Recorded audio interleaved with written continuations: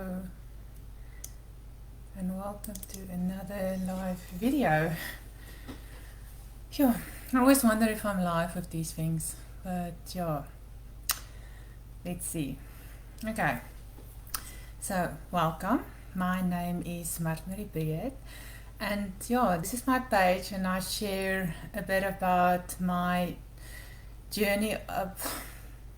I don't share that much about my journey about losing 80 kilograms. I share more on my journey about maintaining that weight loss of 80 kilograms. And yeah, so today's topic is about the steps I go through when I get a message in my inbox saying, help, I need to or I want to lose weight. What should I do? How should I start? Now, since starting starting this page and sharing my story has given me so many opportunities, and one of those opportunities is the ability to talk to people about their weight, a subject that not a lot of people want to talk about. I mean, you don't you don't talk about age, and you don't talk about weight, and let's not talk about my gray hair. I think we'll all be quite happy. But yeah, so yeah, and people have been reaching out to me in a variety of different ways, and I've had many requests for meetups whenever COVID restrictions allow it, and yeah, so then I try to to make it happen. I see there's at least a comment now, so at least now people can see and hear me. So yeah, I've tried to do physical meetups where and when possible, and if people stay in the area. And then I also get a lot of messages and some emails as well, but mostly messages over Messenger. These messages are usually along the line of, help, I need to or I want to lose weight. What should I do? How should I start? Now, those that have been following for some time now would have noticed a glaring black hole in my page, in that I don't share any diet information. Do not tell people, nor do I wish to tell people how to eat. Even though I follow the YLS program, I do not advocate that as the only solution. I believe that there isn't one diet solution that would suit everybody, and that everybody should follow what they prefer and feel most comfortable with. And certain diets are more sustainable than others, and when I see someone picking an option which I don't see as being sustainable, then I try to point it out to them. But it's not my choice to make or to influence, so I try to stay away from that game, the telling people how to eat game. So when someone asks me for my help in understanding their weight problems, I do not try to point them in the direction of the closest YLS group, unless they specifically ask for that. Nor do I start recommending a diet program either, unless, once again, they specifically ask for that. But when I get a request to help, I normally start by trying to see if I can somehow figure out what their actual problem is. And now, a lot of people, they come with their problem is their weight, but that's very seldom the real problem. That's just a symptom of what the real problem is. And to get to the bottom of what the real problem is, I start by asking questions, trying to get some sort of conversation going. And the questions I normally ask are, how much weight, or do you know how much weight you'd like to lose? Some people don't even know what they weigh or what their goal weight is, so I asked that. And then, have you tried losing weight before? If so, what have you tried? What methods work well for you? Did you reach your goal weight on those previous attempts? And if you did, what happened? And if you didn't, why did you quit before you did? How long have you been struggling with your weight? Has there been a specific incident that happened that caused you to gain weight? Because that's usually a big help if we have that. And a lot of people have been overweight for basically their entire life. So there wasn't a specific incident or something that caused them to pick up weight. And sometimes, depending on their original messages or how the conversation is going, I would also ask about their support structure at home, because sometimes it's the people around them that's also a bit of a problem. And as you can see from all these questions above, the answers to these questions can vary greatly and take on a wide range of permutations. But I ask these questions in order to get the person thinking. I do not ask all these questions at once either, unless I get maybe a very cryptic message. Then I'll sometimes maybe ask more than one question at a time. But at times my conversation, if you have questions, please do pop them in the chat, and I'll try to get them afterwards or as I see them. But so sometimes my conversations with these people can span over many days as we dig deeper and deeper into the real issue. And it becomes a bit of a road that I get to walk with this person, and I see this as a huge privilege, and it has become such a passion of mine. I am a software engineer. My job requires of me to identify problems and solve them efficiently, and in a way, this is what I'm doing here as well, just much more soft. Much more software and software. So some of the common scenarios that I encounter are every single person that have reached out to me over the last year and a few months that have had this page have been on multiple diets before. I've had not had one person that have messaged me and tell them that they want to start their first diet. That has not happened to me yet. And in a way, that's a great thing, because past failures gives us a way, or inspecting those past failures can provide a great wealth of wisdom. They say some people learn from other people's mistakes. The rest of us have to be the other people. So sometimes the best thing to learn is the best way to learn is to learn from our own mistakes. So when someone tells me that I've been falling from one diet trend to the next diet trend because they can just not find something that fits their lifestyle, or that doesn't leave them hungry or unsatisfied, or when they tell me that I've lost really well, but their diet was based on something like maybe shakes or pills or something that, and like after a while they couldn't afford it anymore, or they had to stop taking that, and then they gained a lot of weight. That person's case might be a case of knowledge, that this person just needs to learn how to eat properly and how to eat healthily and in a way that will cause them to ultimately lose weight. This is not a very common case. I don't get it that this problem jumps out so often. But when I do see it, I try to refer them to something like Wayless or Sleek Geek. It's another favorite of mine, as they've got a free guide that you don't always need to follow the coaching with them. So I try to point them in the direction of Wayless or Sleek Geek, that something that offers a balanced eating program, that with food from all the food groups. But as I said, these cases are not that common. What I find more often is that someone's track record will go something to the effect of, I've been losing really well. I started something, I've been losing really well, and then something happened. I had a gain, or I had a bad day or a bad meal, and then I could just not get back onto the wagon again. Or I did so well the first day or the first 3 days, but then, life happened, and then I lost interest, and And before I knew it, I was right back to where I was with a few extra kilograms.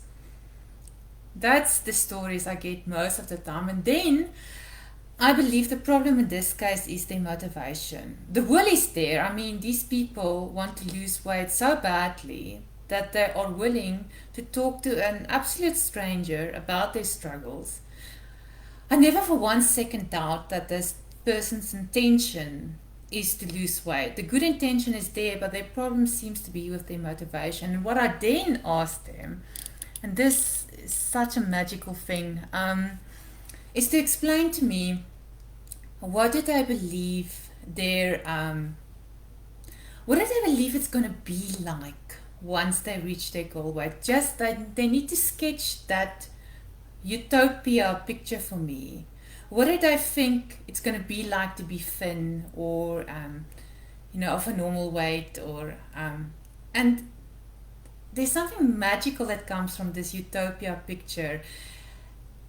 In sharing their wishes, for me, their wishes most of the time pinpoint what their actual problems are. So when I have someone telling me that they will be so much happier and more beautiful, and that people will like them more, and they will be invited to more social gatherings, and I don't know what everything, then I know currently this person is not happy. She does not see he or she. I have two men at the moment that check in with me each week.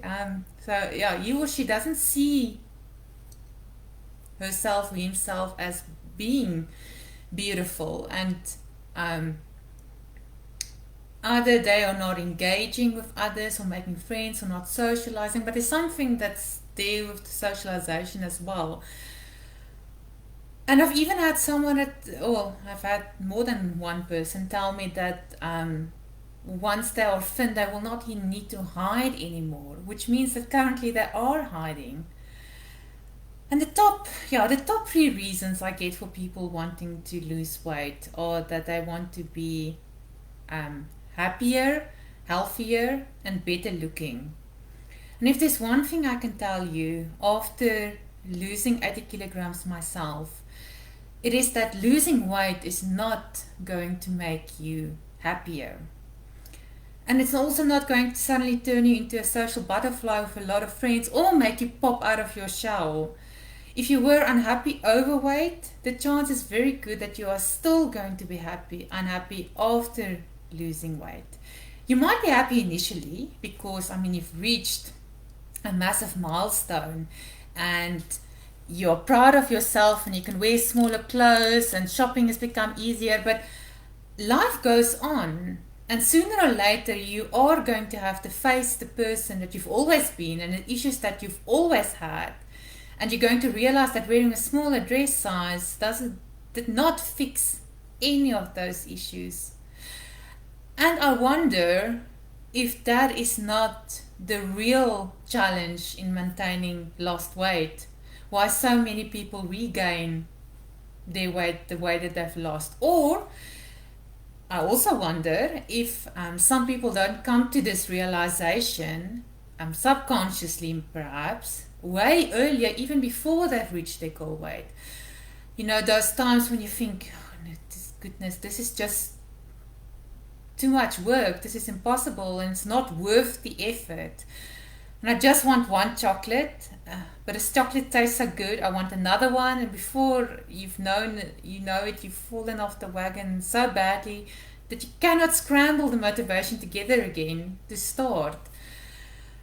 So, apart from losing weight for a health reason, which I believe was in my case my saving grace, I think all the other reasons for losing weight are so difficult to work with and requires a lot of ongoing motivation and willpower to keep you going. It can be done. There's a lot of people that lose weight. I'm just of the opinion that it's a very difficult path to follow. So what I like to challenge the people reaching out to me to do is to try and figure out those reasons why they are overweight in the first place. Be that by going for therapy or starting to journal. I've got a lady currently that's doing brilliantly with journaling. Even just to chat with me. And a lot of those reasons I've now come to realize after chatting to quite a lot of people is that a lot of those reasons boil down to self love and self worth and very deep emotional hurt. And one of my mantras, and it's also a cover photo currently of my page, and it's also the epigraph of my book. Well, currently it is, it might change again. But one of my mantras is that in order to lose weight and maintain it, you have to truly believe that you're worth it, because eating healthily and exercising are both acts of self love. I do consider myself lucky that I started my weight loss journey because I needed surgery, and I can assure you that after I had my surgery, it was only through willpower and discipline and making clever plans that I managed to pull through to the end. And some things about me: I'm extremely stubborn, I'm very disciplined, I'm willing to work very hard, and all those things helped. But there were hundreds of times that I wanted to quit. And when I reached my goal weight, I maintained my weight loss through discipline and hard work and keeping myself accountable. I mean, for 2020, which was the year I gained goal weight in December 2019, but for 2020, my goals were to focus on my running, to focus on my group talks, and I tried to maintain my weight loss just through discipline and hard work. And then when lockdown hit, I started with my online videos and I started running in my garden, and everything was there for discipline and accountability, especially the online videos. I still do these online videos for accountability. But it wasn't until therapy and being able to really talk through my issues and freeing myself from them that I could become the self that I was always meant to be. And losing 80 kilograms made me a new person physically, but it did not make me a new person mentally. And that's who I needed to become in order to be really free and happy and who I was meant to be. And yes, it sounds so airy-fairy, huh? To talk about mental health and mental well-being and the mental impact of the mental impact on weight. That a few weeks ago, I was fortunate to receive this very good example of mental weight in my inbox. Yeah, so as I said, most of the messages arriving in my inbox really do go like, help, I need to lose weight, what should I do? But this one wasn't like this. No. This, okay, not even all the messages are like this one. This one was rather special. It was, the woman knew exactly what her issue was right from the get-go. And she explained to me that she grew up in a loving family and there was no abuse, there was no nothing like that, but she grew up extremely poor. There were never food in their fridge, only cold water. They had some food perhaps for the first 2 weeks of the payday, and for most of the month she and her parents and her siblings lived off maize porridge. She never got food to school. When her friends asked her, if she, about it, she would just say, no, she's not hungry. And yeah, so she didn't want to tell any of her friends what her circumstances at home were like. She felt so ashamed of being poor. And despite her struggles at home, she excelled at school. She had friends, she got good grades, she took part in track and field and cross-country running. And so there was this facade that she put up that, that she tried to appear as normal as possible, but meanwhile things at home were not going well. So now the effect of this is that currently she's really struggling with her weight, because when she gets food now, she eats. And she did not say this, but it appears to me that having food and being able to eat has sort of become a status symbol to her. No one is allowed to perceive her as being poor. So she still carries a great deal of shame with her. And I like this example because it is such a nice example of how mental weight can affect your physical weight. And unfortunately, shame is such a difficult thing to get rid of. And you cannot just sommer tell someone, "Oh no, man, you've got nothing to be ashamed of. Get over yourself." It just doesn't work like that. And as I was talking to this woman, I realized that even I still carry shame with me. When I've went for therapy and I worked through so many issues, and this year alone I've probably written over 160,000 words already, and still I feel like I will never be able to do a video and explain just how bad the abuse was I had when I was growing up. Maybe one day after my book has been published, if it ever gets published, I will get there. But I'm not there yet. Despite everything I've been through, I'm not there yet. And the sad thing is that shame multiplies in isolation, and when you're trying so hard to keep it hidden, but it vanishes when shared and brought to the light, and that's what most people are not willing to do. And something else about this woman that just broke my heart into pieces, where the more I tried to help this woman, the more she kept on trying to help me back. When I was in therapy, I did the same thing. Whenever my therapist would try to help me, or even before he even tried to help me, I would try to help him back. So much so that at one stage my therapist told me I should lean into the discomfort of being helped and not always try to reciprocate the help back. It's that notion of that you do not consider yourself worthy of being helped, and that if you do receive help, you have to earn that help in some way. So we all broken and unworthy people, and that's how we are. And then we grab the only thing that we believe can make us feel better about ourselves and we stuff it into our mouths. So yes, my mission is to get people to think about weight loss beyond more than just diet and exercise. So the steps I go through when I receive a message in my inbox are there to challenge others to introspection and self-discovery in order to spark that thinking beyond a diet or exercise, and to see if we can somehow not come up with a permanent solution. Because ultimately, the unfortunate reality of it, unfortunately, you are going to need a diet and an exercise plan eventually. I mean, you're not going to think yourself thin, but hopefully, when you do start with that diet or exercise plan, the sender of the message or the person I've been talking to will be at a point where he or she will be able to do it out of self-love and not just on willpower and discipline. And that was today's talk.